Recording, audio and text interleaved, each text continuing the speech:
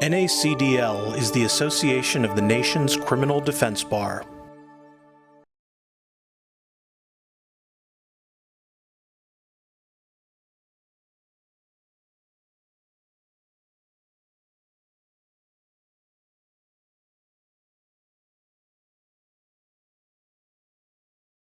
It is a real pleasure for me to be introducing this conversation. And I'll tell you why in a second. But first of all, I really wanted to say thank you to all the panelists and to the team behind organizing this seminar, this conference, this discussion, which our panelists have accurately described as long overdue. I'm very, very, very happy that we're having this conversation together. I want to say thank you to Monica Reed, who you just heard from, Bonnie Hoffman, Monica Milton, Nora Zimmerman, Randy Loaiza, and everybody else who's contributed so significantly to this conversation. My former partner, Patrick Callinan's younger brother, was the elected DA for a while in San Francisco. So I lived some of this, what we're going to hear about today, on a semi-soap operatic level in our office as well. So I have lots of interest in the subject. It's an extremely important subject. I'm very eager to hear what our panelists have to say. But most importantly, what I want to get across now, and very, very briefly, is it is a real thrill for me, a real honor and a privilege that these three organizations are working together on this panel and in other contexts. And under the leadership of our new executive director at NACDL, Lisa Wayne, I expect this to happen much more often. The people on this call, the leaders of the organizations, Lori James Towns, everybody else, the wonderful folks, and we work together shoulder to shoulder. We can get a hold of this moment and do some real criminal legal reform while we have the energy to do it. So thank you, everybody. I'm going to turn my camera off and I'm going to be listening intently.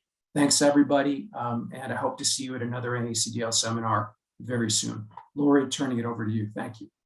Thank you so much, Martin. I just want to echo the sentiments of how amazing this has been to bring all of these organizations together. When the call came out, all of us jumped at the opportunity to collaborate, and that has to be exciting for our organizations and, more importantly, for the clients and the communities that we serve. NAPD is excited and honored to be a part of this collaboration. On behalf of our board of directors and our members and our team, we believe that this conversation is, again, as Martin said, way overdue, and it won't be the last, that we come together to address the issues that plague the clients that we serve, and again, the disproportionately impacted communities that need our leadership and need our voices every single day, and now more than ever. I want to thank the panel for their time, their planning, and their expertise as they join us today. And without further ado, I would like to introduce you to our moderator and facilitator, Akai Johnson. Akai leads a team that works with elected prosecutors across the country to end mass incarceration, to address racial disparities, and to make their offices more accountable to the communities that they serve. He joined Vera in January 2019 after serving 5 years as an assistant United States attorney in Washington, D.C. As an assistant United States attorney, Akai handled both local and federal crimes and tried more than 40 cases. He was a senior sex offense and domestic violence prosecutor, focused on local domestic violence crimes and sex offenses involving children and adults. Akai volunteered with community-based prosecution programs designed to build positive relationships between citizens and law enforcement. And also he taught a gender-based violence course in Indonesia for Pakistani prosecutors and police officers. And again, without further ado, Akai, thank you for leading and facilitating this conversation, and I will turn it over to you. Thank you, Lori. Thank you everyone so much for having me and the rest of the panelists. I'm excited to get into this topic because despite the background you just heard, it does hit home for me. Before I became a prosecutor, I vividly remember sitting in a law firm office in Los Angeles, realizing that I was getting the bag, stacking a great paycheck, but just wasn't fulfilled in the work that I was doing. And a big part of that is because I grew up with a strong faith background, very much love your neighbors yourself, and particularly to look out for the marginalized. How can you be a voice for the voiceless? And it was that calling that actually led me to apply to be a public defender in Los Angeles. I met with a friend who was a PD in LA, and to this day, I don't know if he was just trying to set me up or genuinely misunderstood the interview process, but he told me the first interview, oh, Akai, they're just gonna ask you about your resume, no hypotheticals, everything will be fine. Of course, I go into the interview and they don't even say hello, right? I just sit in the chair and they say, all right, you're defending someone charged with domestic violence offense. He's charged with hitting his mom. And you know, the only way they can prove their case is if the mom shows up. And as you're walking to the courtroom, this older Black lady walks up to you and says, Sonny, I can't see. Where's the courtroom? What do you do? And it was just all downhill from there. So needless to say, I didn't get the job in LA and ended up coming back to DC, which is where I live now, to clerk for a judge who was a former prosecutor. And that judge knew kind of where my heart was and where I thought I might be headed. And one day she said, Akai, a public defender can ask for a plea offer all day, but a prosecutor is the one who gives it. And that was pretty instrumental in my decision to become a prosecutor. And I think the conversation I had with the judge has really become a precursor to this national narrative that we see. And that's what we're here to discuss today, this tension between becoming a reform-minded prosecutor, so to speak, or being a public defender and leaning into defense work, and the tension that that can create, particularly around the narrative we see for reform prosecutors. So I'm incredibly excited to be here today with Rap, Minot, and Professor Davis to explore this topic. And to kick things off, I will turn it to Rap, and I would ask each panelist if you could just say your name and briefly introduce yourself before you answer the question. But Rap, why do you think this issue is so important, and why should we be discussing it now? Yeah, Keith, thank you. Kai, thank you so much for the introduction. John Rapping, everyone calls me Rap. I am the president and co-founder of Gideon's Promise, and we work with public defenders across the country to try to transform criminal justice culture. So let me say, I am going to talk about public defenders, and I want to be really clear. When I talk about public defenders, I really mean that term broadly. I mean anyone who represents low-income people charged with crimes, whether you are working in a public defender office, whether you are part of a managed assigned counsel system, private lawyers taking appointed cases. And I will also say, Akai, I couldn't disagree with the judge you clerked for more. And I think we spent a few years hearing a lot about the promise of the progressive prosecutor movement. I think we've heard a lot about how if we just get a new breed of prosecutor in there, we can transform the criminal justice system. And so I want to start by saying I absolutely appreciate prosecutors who are less punitive, who are reform-minded. I think it is important to have them, but I want to offer critique because I think we've heard that side about why it's important to have less punitive people as prosecutors. And I will say that, I'm going to speak generally. I'm not going to talk about anyone in particular. I've got the utmost respect for the work of you, Akai, my good friend Imani Davis, who have really done amazing work to help drive this progressive prosecutor movement. I've had great conversations with people like Kim Fox and Jessica Boudin, who are certainly doing their best to do good work. But I have to say, when the reason why I thought this was an important conversation is because I think when public defenders come to me and ask, tell me that they're thinking about becoming prosecutors, I have to say I get sad. I really do get sad. I think I get sad because I think that it reflects what your judge said to you. It reflects a national idea that somehow being public defenders is not as important as being prosecutors, that somehow some of our best public defenders, I'd say a few, I actually know few, but some of our best public defenders actually are starting to wonder if they can make more of a difference as prosecutors. And that makes me sad because I actually believe no one in the system is more important, more powerful than public defenders. That's not a common view, but I firmly believe it. And I think we'll talk more about that. I think three other reasons why I think this is an important conversation is I do think that the progressive prosecutor movement in many ways has come to embrace this idea that prosecutors are the key to the reform. And I think inadvertently, oftentimes to the exclusion of other critical players, including public defenders. And so public defenders become marginalized And I think that that is harmful to the overall mission to reform, transform criminal justice. I think another reason is reformers and funders have started to hear and embrace this idea that by singularly pouring resources into prosecutors, we can transform the criminal justice system. And they miss the point that even the best prosecutors can't do progressive work without well-funded, well-resourced public defenders. And failing to support public defenders, I think, is a fatal omission. And finally, I would say that in our effort to lift up progressive prosecutors, we point to the things that we admire about them, that there might be a handful of offenses that they now won't ask for money bonds for, or maybe they won't charge drug cases. But we seem to either not be aware of or unwilling to acknowledge the terrible harm that they have to do in the process. So for every case they divert from the system, and I work with public defenders in places with many progressive prosecutors, I think they would say far more of their clients are subjected to the same cruel, inhumane system. And in many ways, that's legitimized when we only praise the prosecutor for the things they do and overlook the normal injustice they perpetuate. And I hope we can get to the point that progressive prosecutors acknowledge their harm, point out their harm, and demand that public defenders are partners in this and that they are well-funded. So that's longer than I needed to take. I'll stop there. I'm looking forward to hearing from my friend Manil.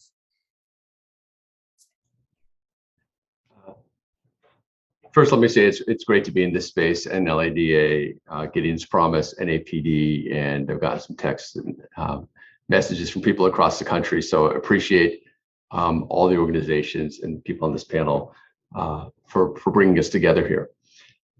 Akai, I'm going to go back to what that judge told you, and I think you may have shared it right before we got in the call, and I think you shared a piece of it here, which is the judge saying to you that you can offer something on a case, and then the prosecutor decides whether or not to accept that offer or not. And I'm currently the public defender in San Francisco, was previously training director, manager of the felony unit, and I practiced in Contra Costa County before that. And there's been many iterations of individual prosecutors that I've worked with who felt themselves that they are empathetic or compassionate in some way. But I've heard those same prosecutors sometimes say to me in the past, I'd like to give you that offer, but I value my job. And I think I'd lose my job if I gave you that offer. So despite their best intentions. And another big piece of that is what offer you decide to make on a particular case is completely dependent on who you are as a defender, who your team is, and what that is. There is such a range in what that can be. And the most powerful defenders, the ones who are leaving no stone unturned in their investigation, the ones who are working on their trial skills so they can elicit things in cross-examination, the ones who know how to contextualize things for a jury so that they can minimize the presumption of guilt. The offer that they're going to make is very, very different than a defender who hasn't done those things. So to me, there's so much space in the defender world to take our practice to increasingly high levels that we have a tremendous impact of opportunity when we do that to really impact change for individual clients. And I think those people who are supervisors on the call know that you can hand a file to one defender in your office, you can hand it to another defender in your office, and what the client wants, what the posture of the case is, the approach is going to be different from defender to defender. So I think there's a real moment now for us to think about how do we continue to increase our power. I think another danger when we're dealing with a situation where a particular prosecutor is seen as a friend or progressive or compassionate is that there's a danger we can lose our edge. And it is so important in an adversarial system that defenders, no matter what you may individually think of someone, you may have a friendly relationship with them, that edge and that fierce loyalty to no one other than your own client is so, so important that you can't let perception of a prosecutor or a broader movement impact your relentlessness to fight for that client as hard as you possibly can. And I think that's a potential danger. Another area that I'll say is that, while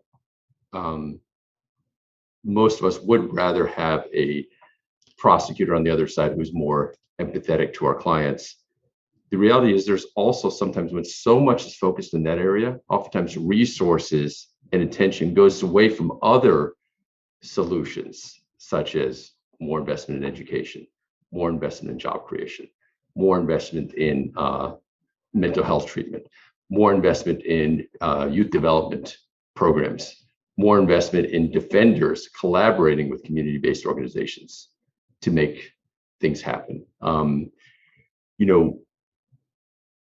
Because of the Fifth Amendment, when people come into custody, the only people who have the ability to really speak and do that deep dive into who that individual is our defenders, right?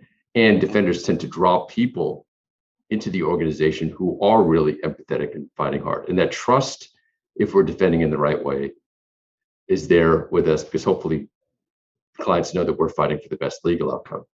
If we can have social workers, and I was recently able to get funding for a couple case managers to come in there and say, hey, what do you need? Is it a class at City College?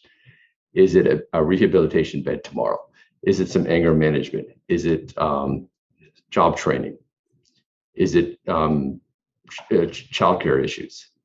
That's a moment where the potential for us to have intervention is so massive. And I think we need to change the perception that public safety resides in police, parole, probation, defense, prosecutors, and that we are, and I like to use the term community health as opposed to public safety, but we are a community health organization that can have a tremendous impact on reducing reducing harm in society. So I think there's a real moment now to really reshape and reframe the defender movement. And that's why I'm glad we're having this conversation here today, because I think it's a great opportunity for that. So thanks. I also want to thank NACDL, NAPD, Gideon's Promise, everybody who's bringing us together to have this really important discussion. I'm Angela Davis. You heard Rap call me Amani because some people do.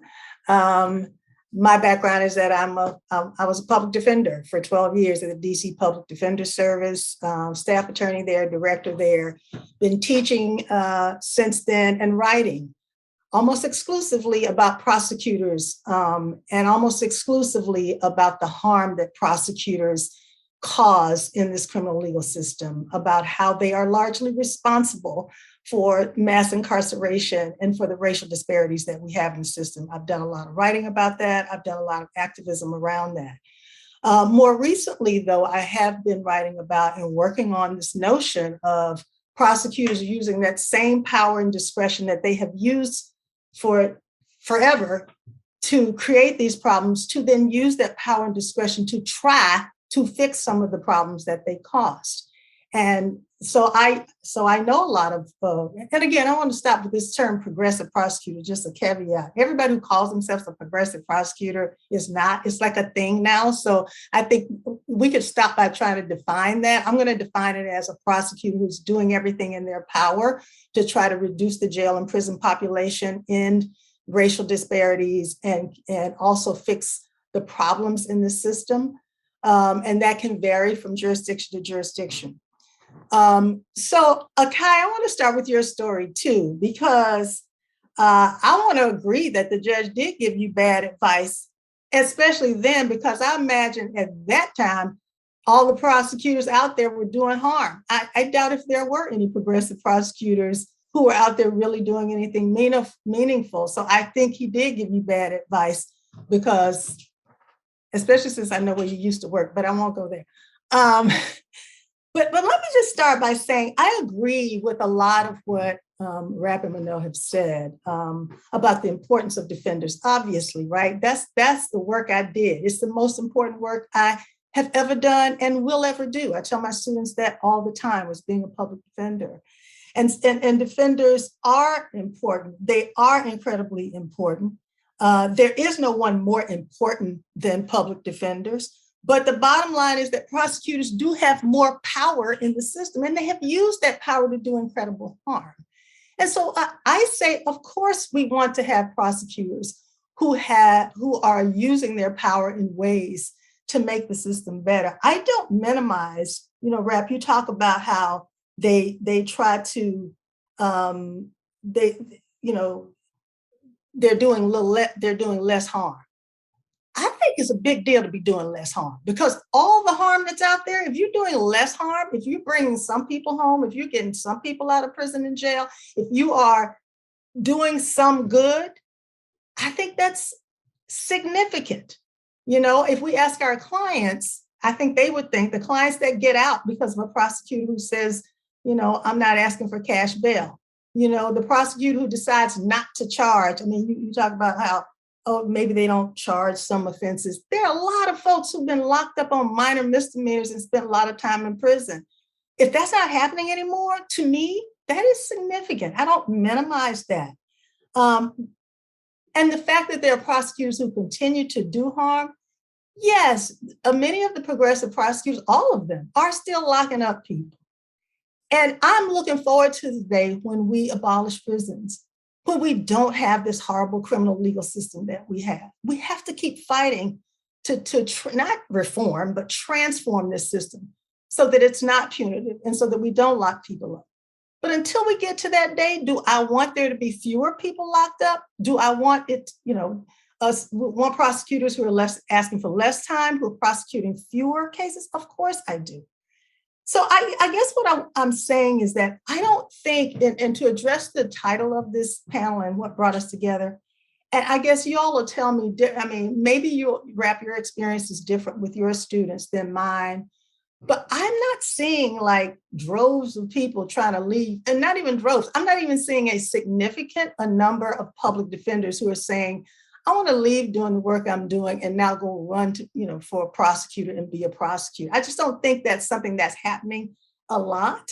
I don't see that as a phenomenon.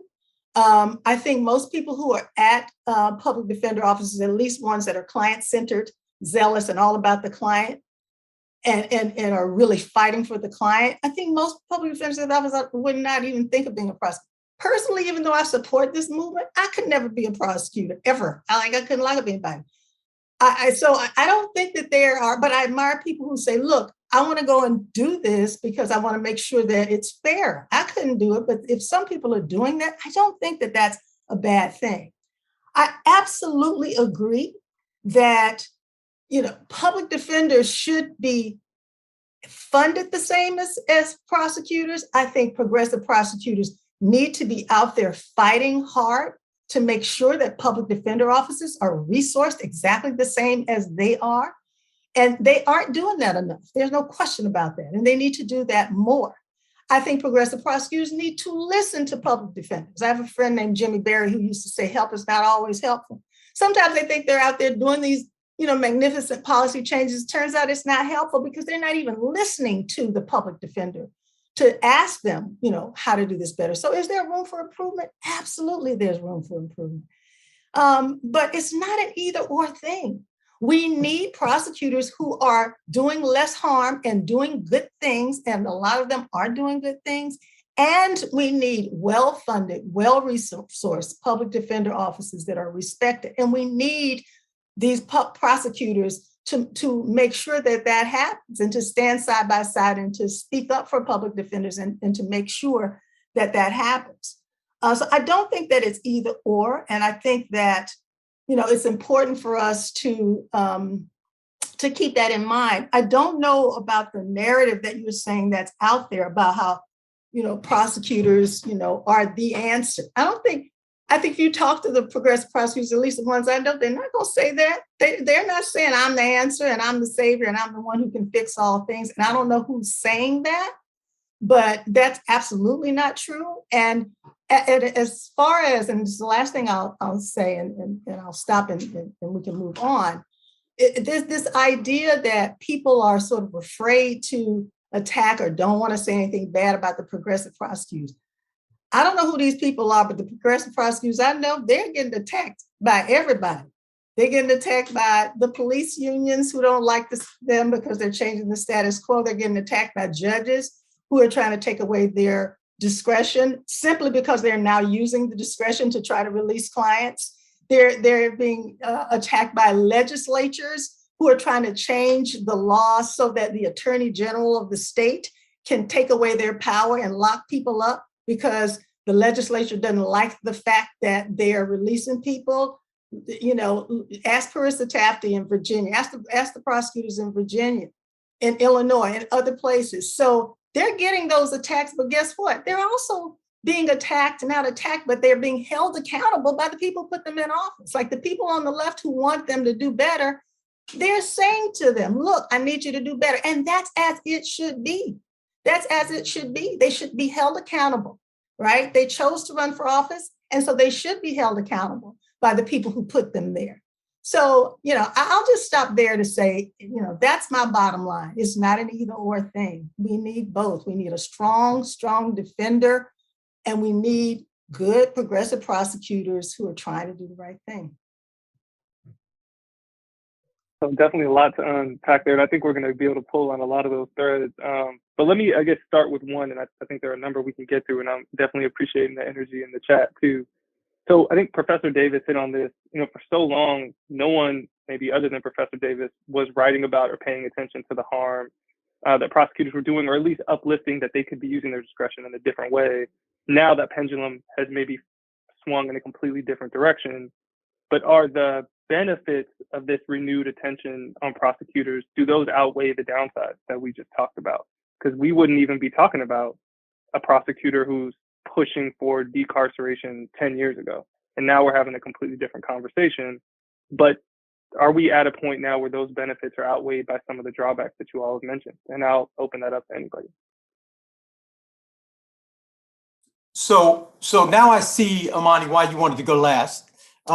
Literally just obliterated every point that was made beforehand. So I will say this. Look, I don't want to minimize the importance of the person who would have been charged, who would have been held on a money bond they couldn't afford under a previous regime, who maybe now isn't charged, isn't held.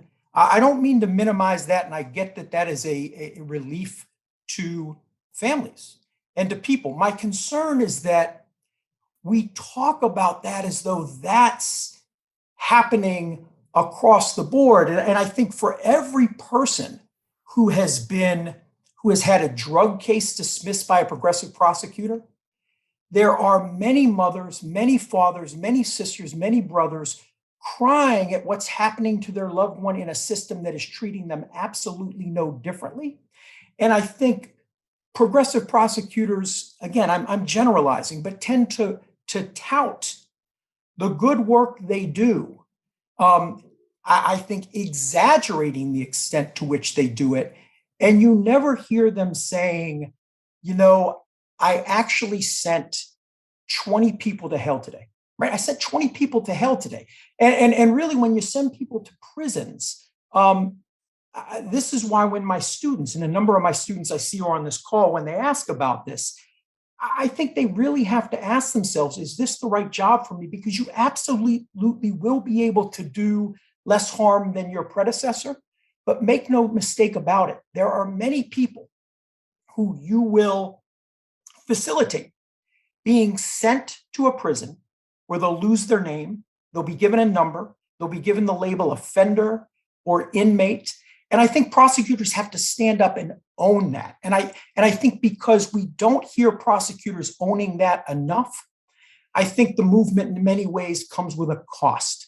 And the cost is that in places where there are quote unquote progressive prosecutors, people seem to not be critical enough of the harm that is still being done. And while absolutely those people who use drugs or who are diverted to mental health court get relief, I worry that there are many, many more families who are treated the same, and less people are pointing the finger at the prosecutor who is doing the damage. So I would say it's absolutely a big deal that less harm is being done. But if that becomes the baseline, if you get to be called a progressive prosecutor because you don't charge marijuana, because you don't hold people on money bonds for misdemeanors. And now that's what's called progressive. I worry we are going to hit a ceiling of progressiveness that really is far from the vision that I think my fellow public defenders have for a very different system where everybody has someone who is fighting for them and highlighting their humanity. One last thing I want to say, and that is when we talk about the importance of public defenders, I really do believe, I mean, Amani says prosecutors are the most powerful people in the system. And I think I've said before, I believe they're the most powerful people in terms of they have the most power to destroy. And they've used their power to destroy. But we're at a moment now where we need to transform.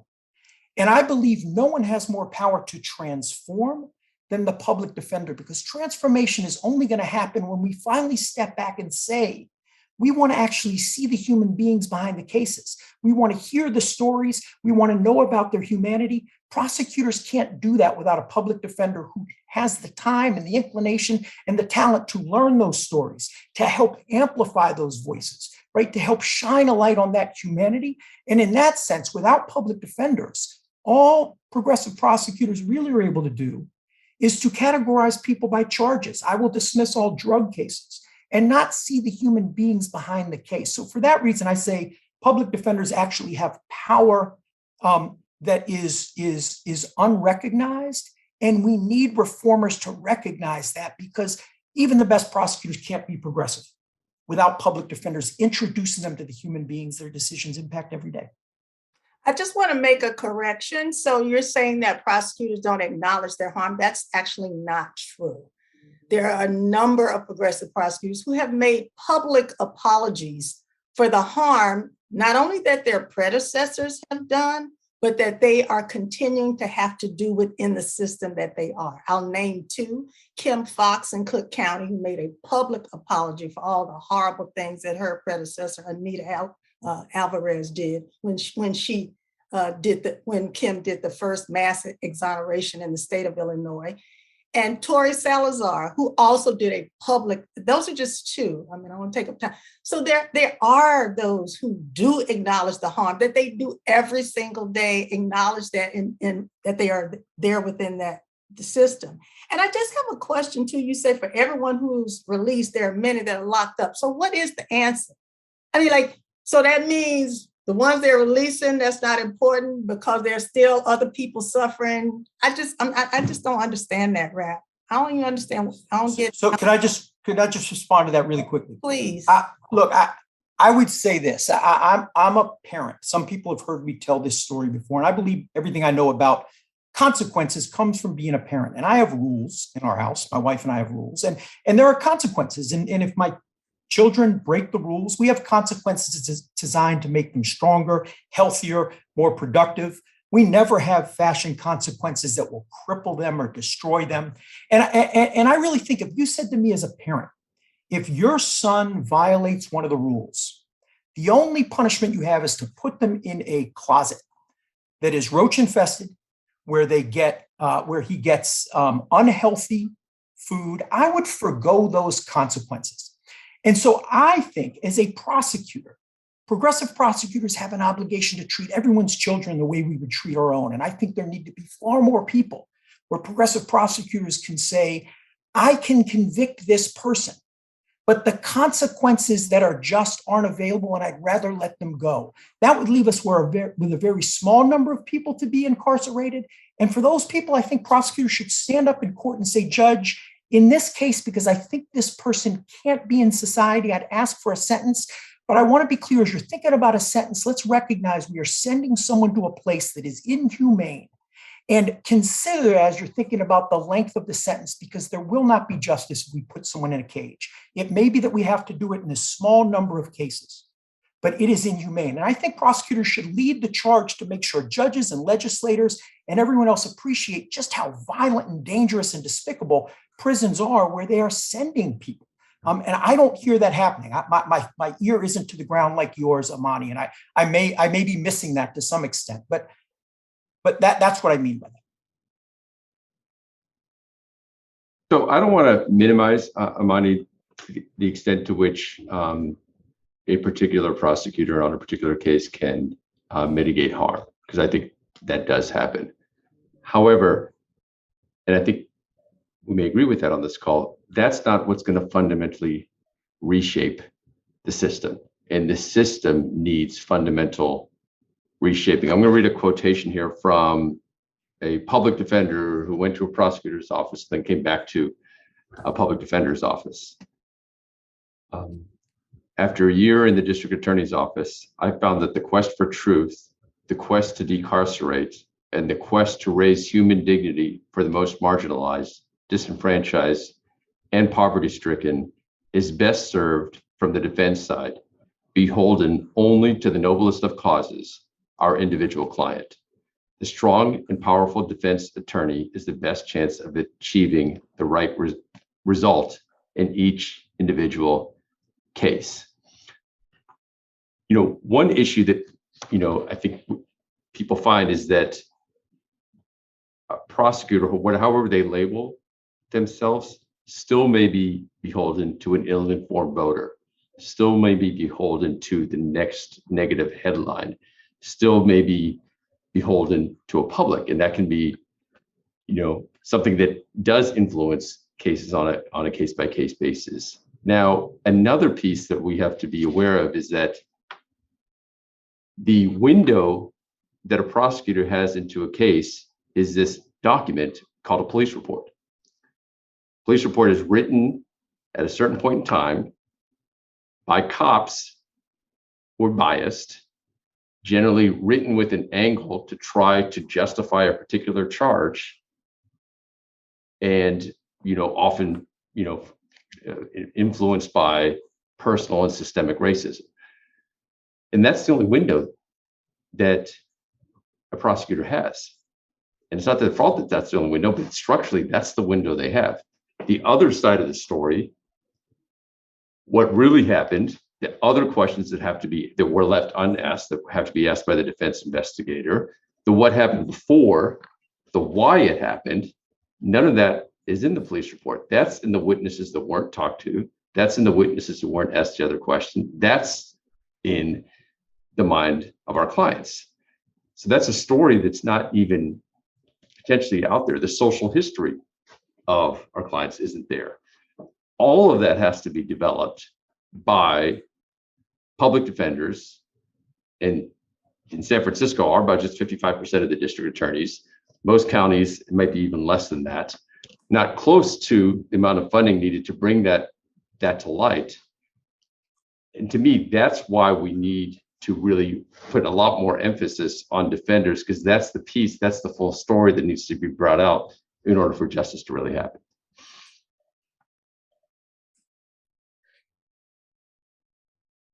Just leaning in. Professor Davis, were you going to speak? I saw you leaning in.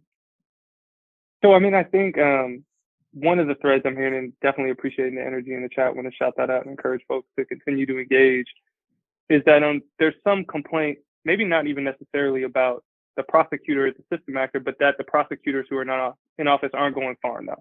So some people aren't going as far, they're claiming this reform, quote unquote, progressive mantle, but they're not actually doing a ton of reform things.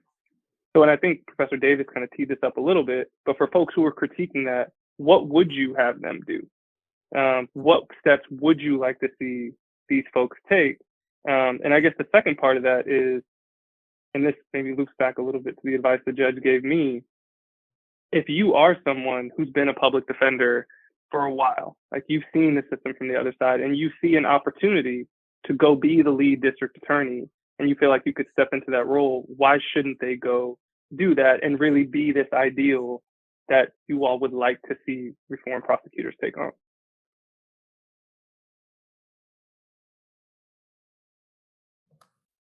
Is that for anyone in particular? No, just throwing that out. So I guess I would say, again, I want to go back to where I started, and that is that I couldn't agree with Amani more that having less punitive DAs is important. There is harm reduction. I don't want to minimize the importance of that, but the conversation is around defenders to DAs? Should defenders become DAs? And for me, the defenders I know and respect the most, the reason why I discourage them from becoming DAs is because I don't think they will be ultimately happy or satisfied with reducing some harm, but being put in a position where they have to fuel so much harm to do it.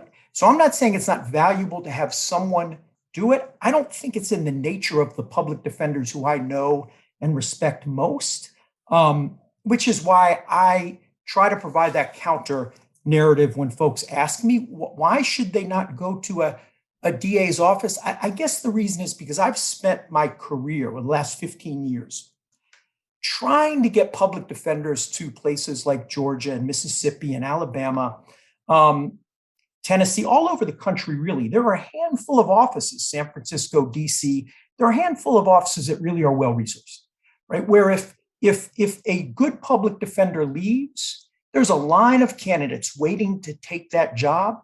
That's truly the exception, not the rule. We have a shortage of really good PDs. And we have a shortage of PD leaders who have a client-centered mindset, who are committed to working with communities and as allies to really try to drive transformative change. And when good public defenders leave public defense to become DAs, that is one more public defender we have to recruit, train, develop into leaders. And I would say the idea that they're needed in prosecution more than public defense, I just disagree with that. I think we need to keep the good public defenders doing the work they're doing and ultimately find ways to encourage them to the places where we need to transform public defense culture. Again, it's not that I don't think it's important to have reform-minded prosecutors. I don't think they need to come from the ranks of the public defense space. I mean, let me just speak to that for a minute. So Rob, you're saying that, the people you've talked to, you don't think they would be happy doing. I would never try to talk. Let me just say, I think grown people know what they happy doing and what they're not happy. I don't presume to know what makes other people happy. And if they are thinking about it from Jump Street, then something is making them want to leave. And my thing is, I don't think that this is a phenomenon where you've got people who are in good public defender offices, who are there fighting hard for their clients, who are client-centered, who want to do this. Maybe some of them do and some of them have, but I just feel like I can count them, the ones who become chief prosecutors, is that what we're talking about? I could count them on one hand, maybe two. As far as my students are concerned, I don't try to talk my students in or out of being either a public defender or a prosecutor, because my experience is that they're feeling in their gut one side or the other. That's the way it usually is, or historically, that's the way it's been. And so when they've come to me, and this is more in the past, I'll speak first. When they've come to me and said, I want to be a public defender, I've worked really hard to make them the best public defender they can be, to train them to be the best public defender they can be, and to help them get that job. Those who come to me and say they want to be a prosecutor, and I will say this, for the past, 5 years at least, I have never had a student come to me and say, I want to be a prosecutor, but I want to work in a law and order type of prosecutor office. In fact, every student who has come to me, and this is maybe just the Washington College of Law, the kind of students we attract, has said to me, I want to be a prosecutor, but only if I can work in a progressive prosecutor's office, because I'm not trying to, I want to have a progressive view and I don't want to be locking up everybody. Every single student. And so for those students, I don't try to talk them out of it. I try to make them the best transformative kind of prosecutor they can be, who is ethical, who's going to turn over Brady, who's not going to stand for unfairness. That's what I do. I don't try to talk them, because I do firmly believe in my heart that we do need good people on both sides who understand that this criminal legal system that we have now is horrible, needs to be entirely transformed, hopefully destroyed, but until then, at least transformed, so that we can make it better and get more people out of prison and jail. I mean, this is a thing that, has been keeping me up at night for decades, is the fact that Black and brown people are locked up in prisons and jails in this country. And I wish I could snap a finger and make that change, but my experience is that change, unfortunately, especially in this country, is slow. And I wish it was fast, but it's not. And so until that revolution comes, I'm trying to get as many people out of that horrible prison system as I can. And if there are prosecutors who are doing that, I just, I don't think we can minimize that. I just don't. I think one thing we should be focused on is, like, I'm not sure those are the only two choices. And I think that,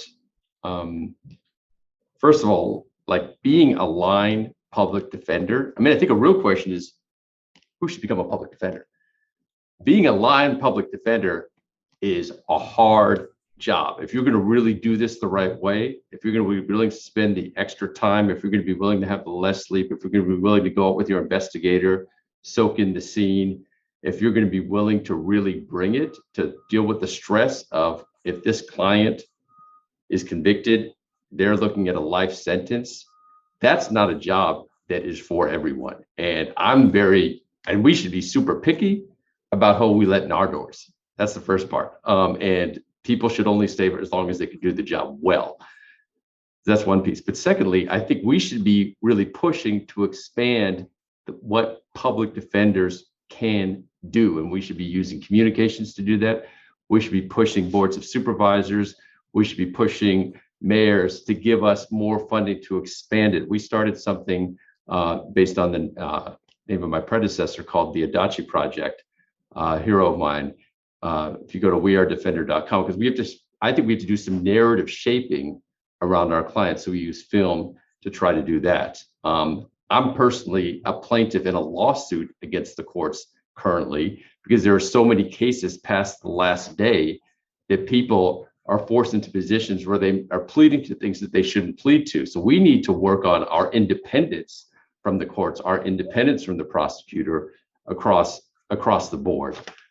We started a young defender program to pay high school students a paid internship so they can get exposed to the beauty of defender work. And so when they hear about criminal justice, quote unquote, as opportunities, they don't think they have to be a probation officer or a cop or a DA. We reach out to a foundation to expand our clean slate program to get people off paperwork, off probation, because that's what enables people to get jobs. And you're really concerned about public safety, getting people off probation, getting them to be able to get a job helps not just them, but their family, and has generational impact. So to me, for those people who were on the fence, I think to do something to expand what public defenders can do, and or to move to places like maybe being an aide to a supervisor who could then help in getting public defenders funding, who can help to get community-based organizations funding to keep people out of the system to begin with. That's an area that we should really be thinking about expanding into. I think all the work that you're doing, Manila, is tremendous. I wish more people were doing that kind of thing, because we absolutely need more of that. I couldn't agree with you more that everybody, and I tell my students this all the time, like, everybody's not cut out for being a public defender, right? It's hard work, and y'all, it's God's work, and not everybody can do it. And it's okay. You may need to go do something else. I designed a course called Criminal Defense Theory and Practice, and students can't get in the course unless they apply directly to me and convince me that they are committed to being a public defender. And I limit it, and I teach them what I learned at the DC Public Defender Service. And I teach them, what RAP is teaching and Gideon's Promise, and what I'm sure you're teaching as well, Mano. And I help them get out there. I think it's really important that the point you just made is a really important point. And we need to do more of that. So continuing on this thread. Let me say one other thing. I'm sorry, Kai. I also designed another course called Criminal Justice Ethics, Prosecution and Defense. And it's an ethics course for students who want to be either prosecutors and defenders, because the ethics courses, I want to tell you all, in law schools do not teach anything about ethics to people who are going in the criminal field, especially the prosecutors. They don't teach about Brady. They don't teach, anything about Rule 3.8, which is the obligations of prosecutors. So I really designed it because I'm trying to get these students in here to teach them, about Brady and about what their ethical obligations are. And I attract every single student who's in that class who wants to be a prosecutor, only wants to do it if they can go and work for a Kim Fox or a Chaser, every single one. And I think that's a good thing. But maybe Hey, Amani, can I just say, I agree. And for the audience out there, you should know Amani was the director of the Public Defender Service when I first got there. And has been I might have hired your behind, Rap, if I'm not mistaken. I was the first class of Joanne, but I came in as an investigator when you were there. I have the utmost respect for Amani, and when I became a law professor, she was the first person I called. I've got about a dozen students that I see so far just in the chat room who take a course that I teach called Criminal Justice Lawyering. And Amani, I hope, and my students will tell me in class tomorrow if I'm wrong, I hope I am not telling them they shouldn't become prosecutors, but if they do, they need to be committed to justice. But what I am saying is when we do the work to recruit the folks Minot's talking about, when we find the people that are really right for this work and they get the experience that makes them uniquely qualified to do this really difficult work, I personally feel like we need to jealously guard them. And so the idea that they might leave, it really does pain me. So I wasn't talking about law students. I mean, just to continue the thread, we've heard a lot about the drawbacks of all this attention on reform prosecutors and what that can do to the defense movement. But the only reason we're having this moment, if you will, about reform prosecutors is because there were people who organized and moved to bring attention to what they could do and put them in the spotlight. So I guess flipping that around, what advice would you all give to the defense community about that own movement? I mean, Minot, you're talking about some specific things that you're doing to shine a light, but what else can they do to split that narrative around? And even on top of that, are there any examples that you all know of where prosecutors have leaned into that movement to try to support more attention on defense attorneys? So can I just say, I think I'm going to take them in reverse order because I really do think, and I think most of the public defenders in this space can probably empathize or sympathize with this. I do think progressive prosecutors get a lot of attention for things like conviction integrity units, where they release people who have been wrongly convicted. And there are more than one story of a news account of a progressive prosecutor who released 8 people, 10 people, 12 people. And what that prosecutor never says, not because I think they're trying to hide it, I think they don't think about it, is, you know what, I've got to give thanks to the defense community, because for every person I released, it was a defender that brought me that case, that brought me the evidence, that convinced me that this was a wrongful conviction.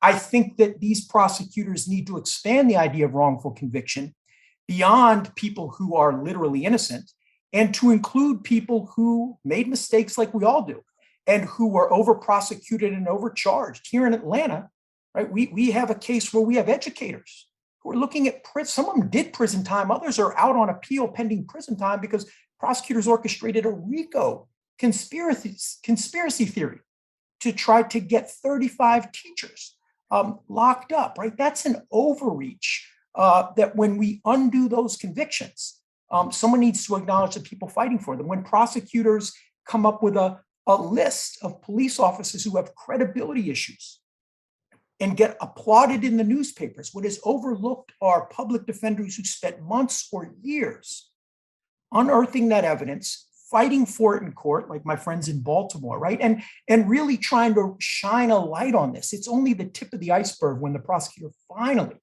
right, an office that often resists these attempts by public defenders, finally acknowledges these folks are just not credible, makes a list.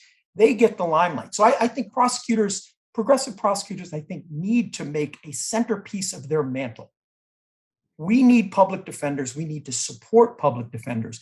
The flip side for public defenders, when you say, what can public defenders be doing? Honestly, I think there are a lot of people in this space that I know that are doing it really well. My friends in Kentucky, certainly Zealous is an organization that does a lot of this. Minot is very good at this. There's a whole community of public defenders who now recognize We can't just be individual lawyers for individual cases in individual courtrooms. We need to work with communities to think about how we message the value of the human beings impacted by the system and the importance of public defenders who are committed to speaking for them. And I think public defenders have to start to imagine their role beyond the courtroom to change a narrative that says some communities are less valued and therefore we can discard them in ways we would never tolerate for our loved ones. That movement, I think, is just starting to happen, but it's a critical piece of the next step that public defenders, I think, can drive along with the communities that they partner with.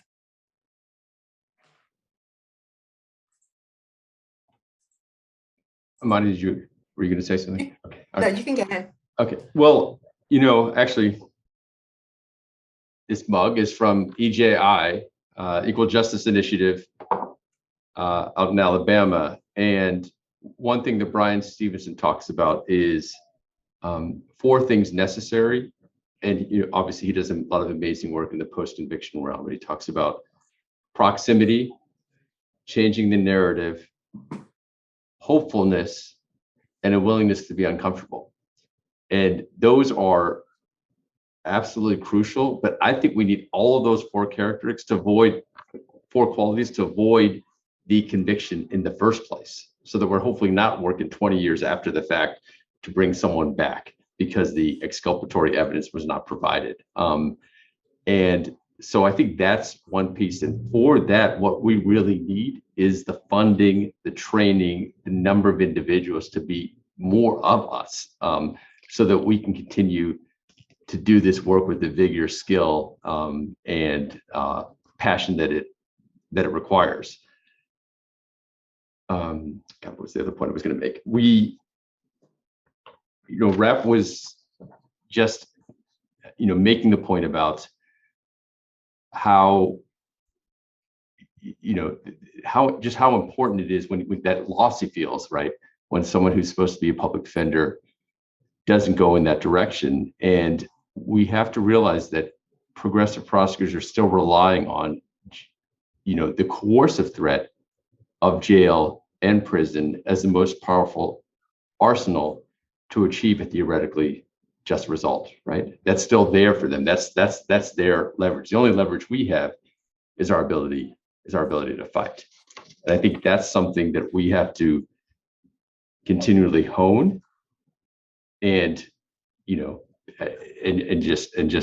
just really push for it. As long as this funding imbalance is what it is, we're not going to get the results we want. And Rap was talking about this concept of integrity units. The reality is when the law changes, no one's going to enforce that change in the law unless you fund defenders. Prosecutors aren't immediately jumping through their files to go as quickly as possible to figure out who was the person who needs to have that enhancement now potentially dismissed.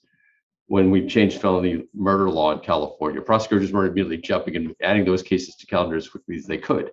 When there is a legislative change, it's the defenders that need to be funded and who have the passion to want to make right what was wrong before. So as these changes happen legislatively, it's only going to work if we continue to invest in robust funding for defenders. We've had some success with that in California, but we need a lot more both here and across the country for these reforms to actually make it meet the people they were designed to impact. It's only going to happen through funding for defenders. And I think that's something that if a prosecutor wants that result to happen, they need to say, invest in the defenders, give them the funding, because they need to do the work so that the judge can now make right the wrong that was initially happened.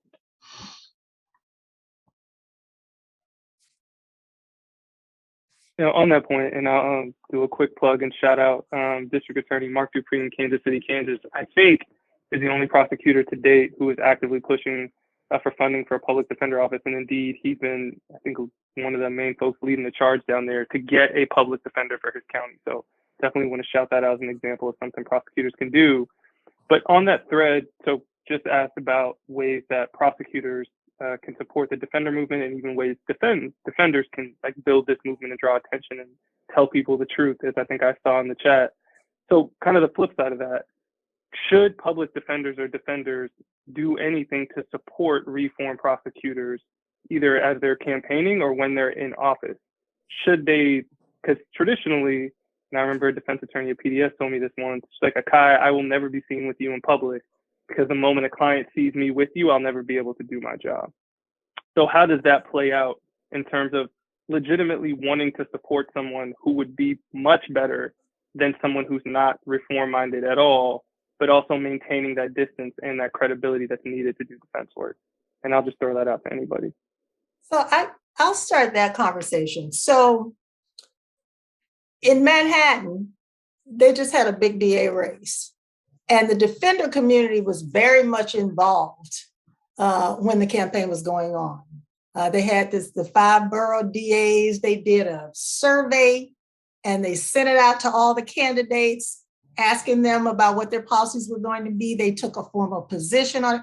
They were very involved with it because they wanted a prosecutor who was going to be, do better for their clients than the person who was there then. And they had different views on it. So they got involved in it. Now, after that happens, defenders need to do what defenders do. And going back to Manoj's part, they don't need to lose their edge. And I'm from PDS, and no, I was not seen.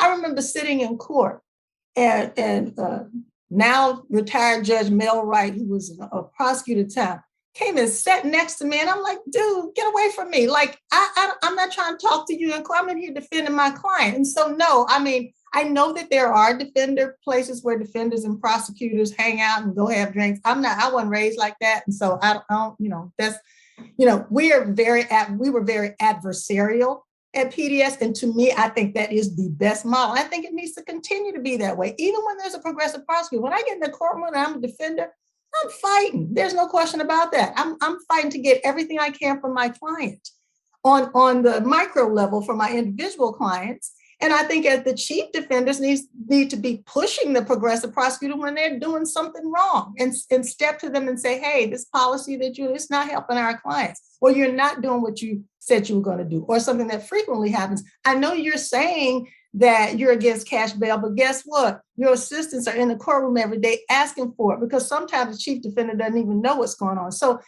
no, I don't. I think, yes, I think we should want to get a good person in that office, but that should in no way change the zealous advocacy we do for our clients and fighting to get the best that we can for our clients. And I don't think those things are mutually exclusive. I think you can do both.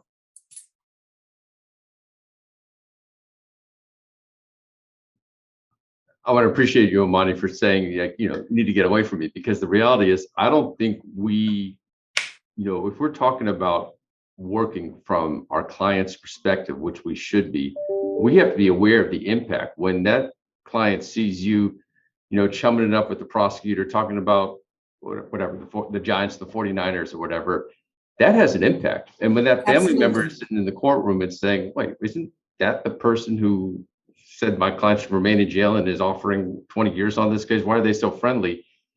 That's important. So whatever if you need to be cordial for the sake of being cordial, you should be there. But if we're going to be truly client-centered, and I like to think of it as not just client-centered, but fam-centered, because we have to realize the impact we have on that client is going to impact their entire family. So it's bigger than just the client. Then we need to be fully aware of that. And our clients' confidence in us is everything. That is 100%. And if that is eroded at all because, you feel that this is a friendly prosecutor, or you feel something about their office, or something called a movement or a label, that's not cool. That doesn't mean that if you want to later on choose to support one prosecutor's approach, another, there's no reason you can't do that. But when you're in that arena, you need to be 100% focused on no one else but that client, period. And it's war. It's wartime. It doesn't matter who the prosecutor is. If it's war, and they need to understand that when it's go time, it's go time, and that's just what it is. And we need to do that for the sake of our clients and and the communities we represent.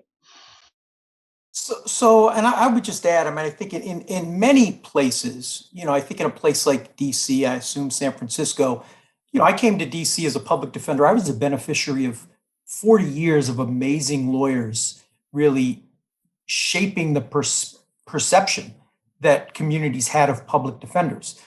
Communities tended to believe by the time I got there that the best lawyers in DC were public defenders. That's not true everywhere. I mean, in many places, impacted communities see public defenders as part of the system.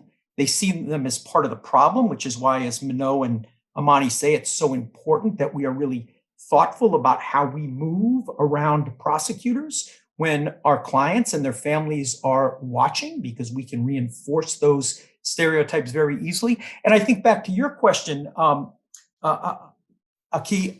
the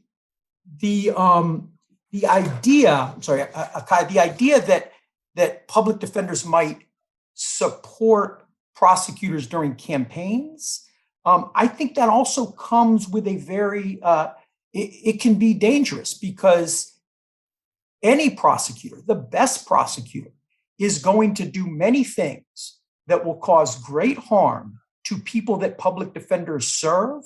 And I wouldn't want a family saying, your office supported this person that did something that was so damaging to my child. And so I really think that, Kai, I think that as public defenders, we have to be really careful even about supporting less harmful prosecutors, because ultimately we serve communities, some of whom might be helped by those prosecutors, and many of whom will continue to be harmed. And I think we have to be thoughtful about that.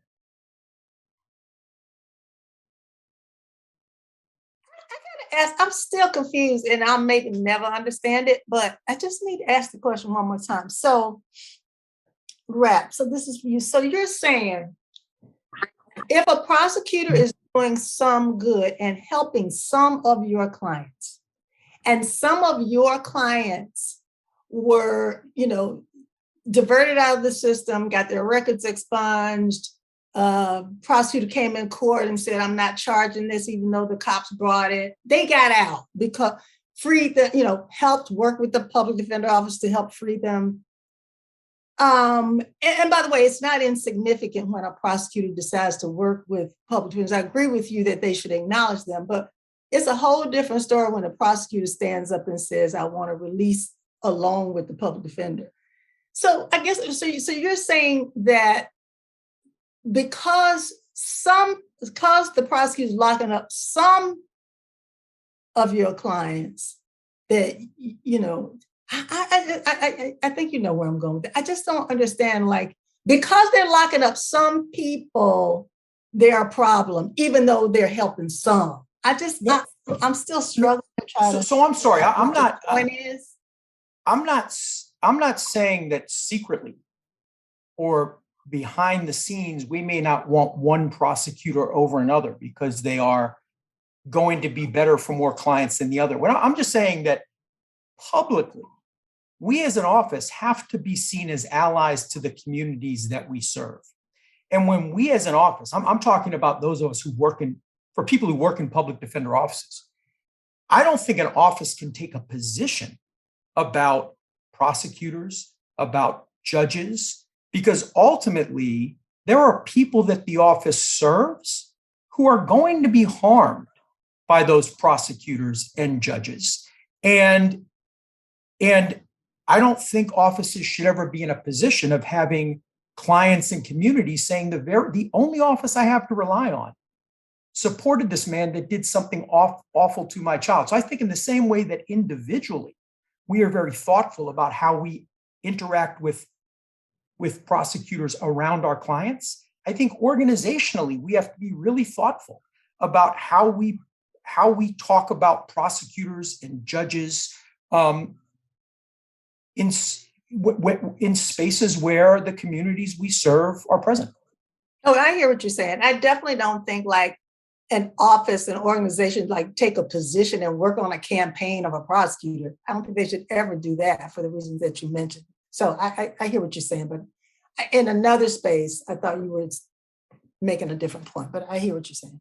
I will even say as a defense lawyer, I mean, I'm not, I don't represent clients anymore, but I live in a city and in a state where, and this is common, right, where defense lawyers support judges and prosecutor campaigns.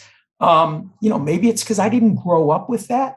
That always has made me really uneasy. And I've always wondered, like, how will a client who is maybe being harmed by that person view you when they learn that you contributed to the campaign of the person who's trying to lock their loved one away for a long period of time? Oh, yeah, absolutely. I hear you. I think that's a great point, Rap and Amani. And I think also that, one of the reasons that hasn't probably been the ethos in a lot of places is because our clients and their families are so marginalized that their voices aren't heard. But if they could be heard, I'm sure that would be like, wait a second, yeah, how are you supporting the person who's now locking up my family member? But another thing is, I think we should always be conscious of trying to view almost everything through a juror's eyes, in the sense of if the defender is saying this prosecutor is good or better or whatever, and a potential juror sees that and says, well, if the defense says that the prosecutor is vouching for the prosecutor and the prosecutor is prosecuting the client, well, then isn't the client more likely to be guilty? And I think that's another big piece that defenders have to be very conscious of in as many of our communications as we are, is what is the impact on a potential juror? Because we know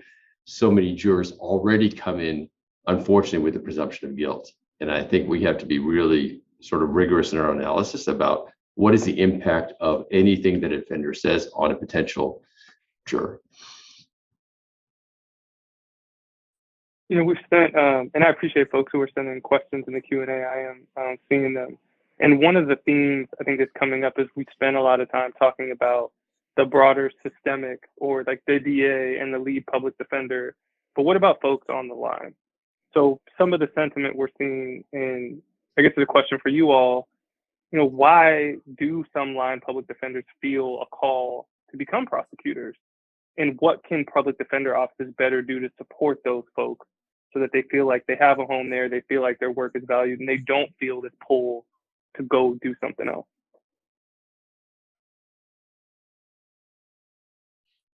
Well, that's a complicated question, and I think obviously systems vary all across the country, from state to state, county to county at times. I mean, I think there are really two questions. One is, what can public defenders do to keep public defenders in the office?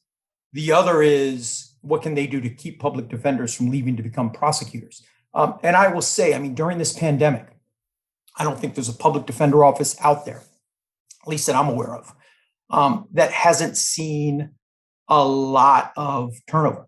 A lot of people have left because this job is incredibly hard under any circumstances. The pandemic has laid bare just how little we care about the people that public defenders represent, and just how violent the system is towards them. And I think many public defenders are feeling somewhat helpless as they can't get people out of COVID-infested cages. And it's taken a toll on public defenders. And I will say, for public defender leaders, resources are an issue. And so it can be hard when you don't have the resources to pay people well, when caseloads are piling up, when it seems like you can't get outcomes that your clients deserve. And I do think that leadership, and no one knows this better than Lori James Towns, who's one of our partners here, right? Leaders, we really do need to work with leaders to think about how to better support their colleagues, how to create more livable work environments where you can actually take care of yourself. I think Jenny Andrews is on the call, and she does a lot of work around this. Jeff Shear does. But I think as defenders, we have to be thinking about how to support and sustain our lawyers and help them appreciate that the work they're doing, even when they feel like they're only making marginal differences, is so valuable.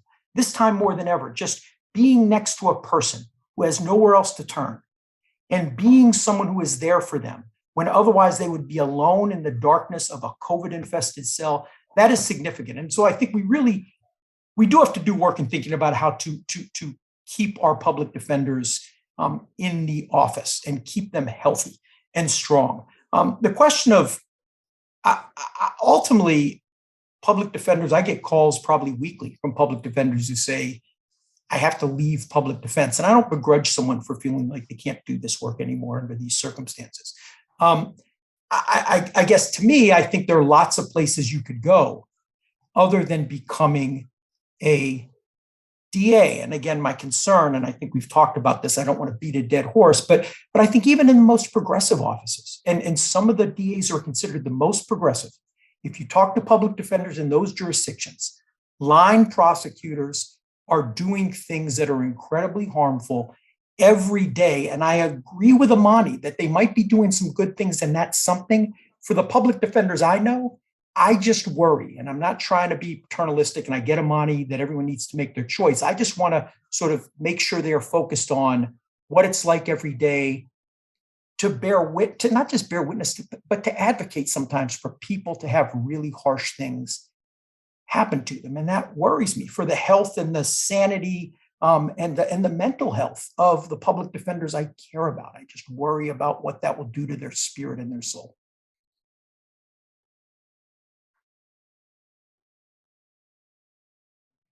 I appreciate the question, Nakai, and and I appreciate organizations like the ones who organized this talk, NLADA, Gideon's Promise, NAPD, and I know NAPD under Lori's leadership has been really focusing on wellness and what are those things that we can do. I know that one thing that Jeff Schur, who's the training director for NAPD, talks about is, we have that triangle of being a public defender. One is being the warrior, one is being the counselor, and one is being the activist. And I think on some level, pivoting around that triangle at different times is a way of, and I think you may do all components of that in a particular case, actually, is a way of keeping yourself fresh. But another thing that I think Jeff encourages, and which I also echo, is have that fourth thing.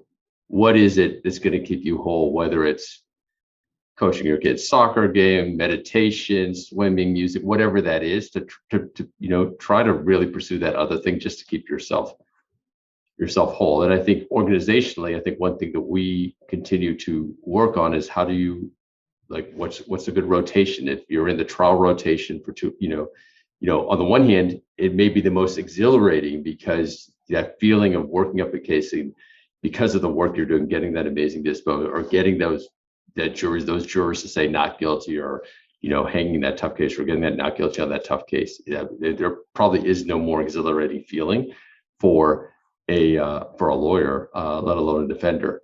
But at the same time, you find assignments like maybe a research assignment, or which is stretching a different part of yourself. It may not be the trial pressure. So these are things that I think organizations, we have to continue to really put some real thought into to how we keep people in the fresh, and for those who want to be there for a long period of time. But I also think it's important to realize that you can be a great public defender for 5-6 years, and you can go on to do something aligned with public defender work, such as I know a lot of the people from PDS go on to become professors, or academics, or organizers, and there's a lot of aligned work that can be done that I think is furthering a very important movement, and there's absolutely no shame in that whatsoever. And we should applaud people who were great public defenders and went on to do other things that are aligned with the work we do.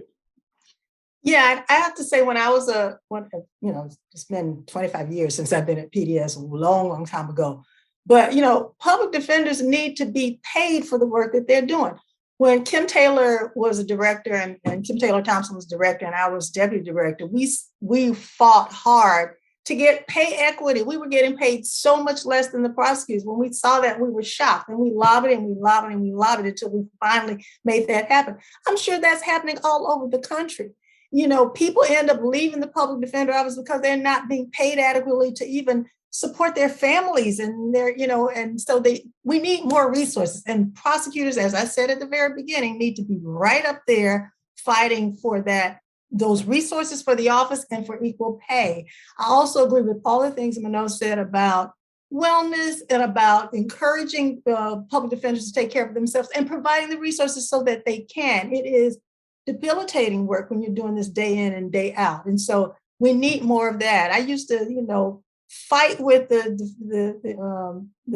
folks in the office at PDS to tell them, go home, take a vacation, take your vacation time. Nobody was taking the vacation time. So we need to push for more of that. But I will say, in terms of encouraging people to stay, and I appreciate you saying, Rab, you don't mean to be paternalistic. So no, don't be. Let people make up their own minds about this, because here's the thing. The amount of time that people spend as public defenders is going to vary from person to person. Some people can be there for 25 years and they're good. Others can be there for 3 years. And I say that those that are there for 3 years, when they get to that point, they say they can't do it anymore. I say, you've given 3 more years than a whole lot of people have given. And maybe it is time for them to move on and do something different. Maybe not necessarily being a prosecutor, and most do not become prosecutors. I want to keep stressing that. Most don't. They go on to do other things that support our clients in many different ways, not just being professors, but actually out there doing the work in different ways.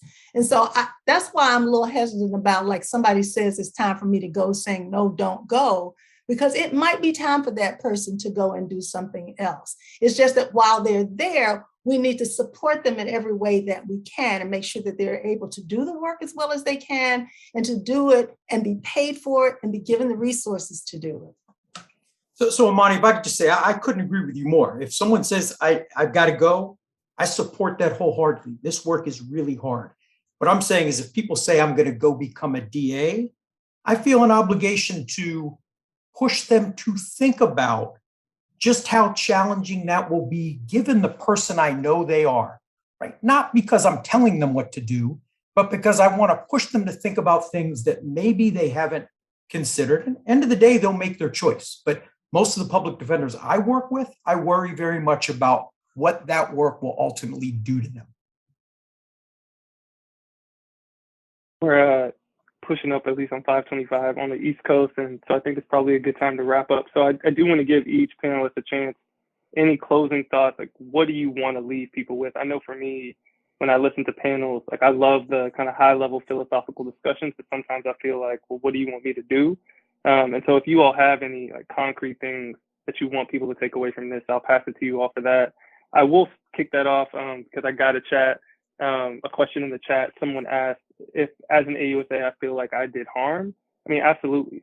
I think going through law school, to Professor Davis's point, I just wasn't trained in a certain way to think about the depth of that harm, but you certainly realize it. And it's certainly grated on me. I mean, I'm Black, I'm in DC. DC is less than 50% Black, but over 95% of the people I prosecuted when I was in DC are Black. And so the image of seeing people who look like they could be my little brother shuffling into court day in and day out in chains, weighs on you, and you have to see the harm that you're doing. I think the tough part for me, particularly working on child sex offense cases, is I would frequently be sitting with a young Black girl who no one would listen to their story, who no one believed that they had been hurt or harmed in a significant way. And so what was always challenging for me is grappling with holding empathy and compassion for someone who had done a very serious harm to a child and finding ways to help that child tell their story. Now, the real unfortunate part is I think we have a system that doesn't allow for the dignity and empathy, particularly for people who have committed serious harm. I mean, there are things like restorative justice, but no one was talking about that when I was a prosecutor, and even now people are not willing to explore alternatives for really serious harm. So I hope that we will get to that point. I do feel like I caused a significant amount of harm, but at least one thing I'm taking away from this conversation is you just have to make a choice. You have to decide what you're trying to get, what your goals are, and what you're really built for. The folks at the LA Public Defender's Office certainly felt like I wasn't built for that work, and that led me to become a prosecutor. And I will say, because of that experience, I'm in position now to go to DA offices around the country and tell them that they should lock up fewer people. And they listen to me, I think, in a different way because I've sat in their shoes and because of the type of cases I've prosecuted in the past. So I wouldn't change anything because I think I wouldn't change anything about my experience. Certainly, I wish I could go back and change things and how I handle individual cases. But I do think that experience has gotten me to a point where I can hopefully try to address a lot of the harms that I caused. And fingers crossed, I'll have an opportunity to do that a little bit more in the district. So with that, maybe I'll go in reverse and pass it over to Professor Davis to start us off. Yeah, thanks. And I want to highlight you, Akai, because Akai taught to one of my classes, and he is doing transformative work. He is teaching these and training these prosecutors across the country and telling them about the harm that they're doing and teaching them about how to do less harm. And so I want you to check out his work. I mean, I guess at the end of the day, you know, all three of us agree that defenders are incredibly important in this system. All three of us agree that prosecutors, progressive ones and all, need to do more to lift up public defenders, to listen to them, to demand that they receive the resources that they receive. We all agree on that point. But at the end of the day, I guess I do put more value in the less harm that has been referred to here. I know the difference between Parissa Tafty and her predecessor, Theo Stamos, who had the nerve to say there was no such thing as mass incarceration when she ran for office. I understand the difference between the two of them and the wonderful work Parissa is doing. And she just made a statement recently in a case where there was a conviction. It was a compassionate statement that recognized, you know, so many things that prosecutors have never recognized or said before. I see the difference. I know the difference between George Gascon and Jackie Lacey. I understand the difference between Larry Krasner and both of his two predecessors, and I sure understand the difference between Kim Foxx and Anita Alvarez. And it is significant. It is important. It's important to clients, right? We can have all the philosophical conversations we want to and know they're not able to open the prison doors and let everybody out, but they are helping free a lot of people out of this carceral system. And I appreciate the work that they're doing. And I'm not talking about all so-called progressive prosecutors. I named four for a reason. Not all of them are doing great work, but some of them are. And I think it's significant and important. And just to leave with this point, it's not either or, right? We can support defenders and give them everything they want and also understand and appreciate the work that progressive prosecutors are doing as well. We need both.